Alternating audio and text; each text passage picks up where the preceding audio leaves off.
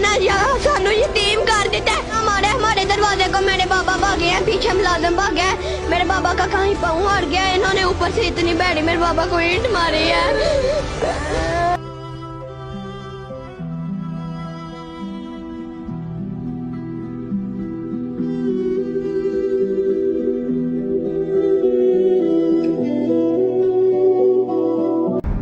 नारोवाल में पुलिस छापे के दौरान छत से गिरकर जख्मी होने वाला पीटीआई का कारकुन यासिर अस्पताल में दम तोड़ गया। तहरीक इंसाफ के जिले सदर ने यासिर की हिलाकत की तस्दीक की है। यासिर के अहले खाना ने पुलिस थाने के सामने पुलिस के खिलाफ ही एहतजाज किया। यासिर के छोटे बेटे ने बताया कि छापे के दौरान उनके वालिद छत पर चढ़े थे। पुलिस एहलकारों ने मुबैना तौर पर यासिर के सर पर ईंट मारी, जिससे वो जख्मी हो गए। तर्जमान डीपीओ ने कहा कि यासिर की मौत से पुलिस का कोई ताल्लुक नहीं है। मामले की मजीद तहकीकात जारी है।